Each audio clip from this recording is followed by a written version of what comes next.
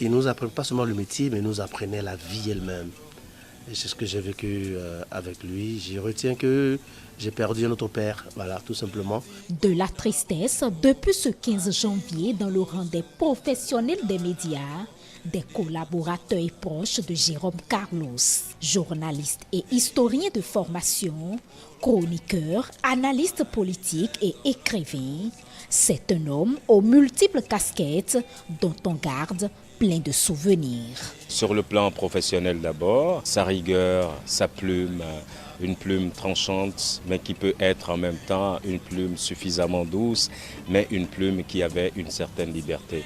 Et je crois que de cette liberté, nous devrions suffisamment puiser. Je l'ai connu quand j'étais déjà tout petit en Côte d'Ivoire. Il intervenait sur certaines émissions à la radio et à la télévision. Grâce à lui, j'achetais souvent le journal Ivoire Dimanche. Après, ici, j'ai eu la chance de travailler avec lui pendant 9 ans à Cap FM. C'était un peu pour nous. Ce n'était pas le patron qui disait non, fais ça. Il vous amenait au charbon et vous constatez le métier. Vous touchez du doigt le métier. On ne vous donnait pas du tout cuit, du tout prêt.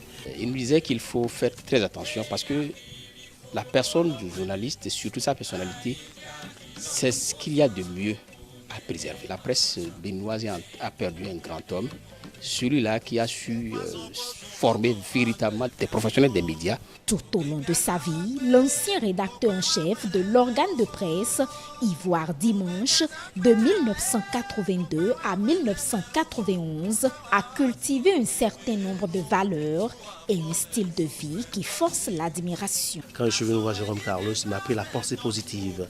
Comment ne pas, au lieu de parler de pauvreté, pourquoi ne pas parler d'amélioration des conditions? Parce que pour lui, chaque mot avait une valeur. Le doyen, vous l'aurez remarqué, il rayonne à tout moment. Il est positif dans sa tête. Et même pour vous faire une remarque, il le fait vraiment dans une ambiance qui vous permet vraiment d'être réceptif à ce qu'il dit. Jérôme Carlos, sans livre, c'est comme quelqu'un qui ne s'est pas lavé le matin. Quand vous venez, il a toujours un livre à côté qui n'est pas ouvert et un autre qui est ouvert de l'autre côté. Je voudrais quand même que les jeunes essaient d'avoir cette qualité dans le métier.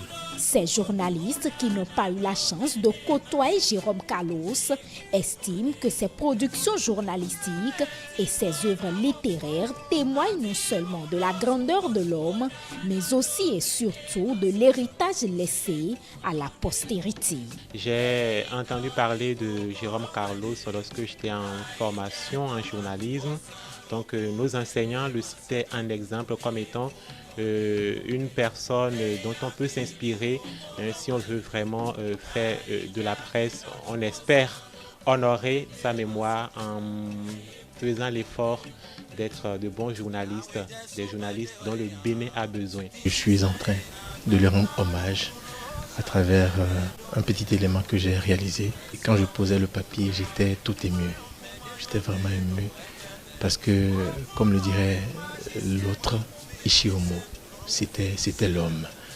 Et donc, vu ses œuvres et vu tout ce qu'il a apporté à la littérature et à la presse, je dirais que l'artiste ne meurt jamais. Salut l'artiste. D'aucuns auraient voulu l'entendre se prononcer sur les questions qui minent le secteur des médias, mais hélas. Néanmoins, il a évoqué dans ses ouvrages diverses thématiques.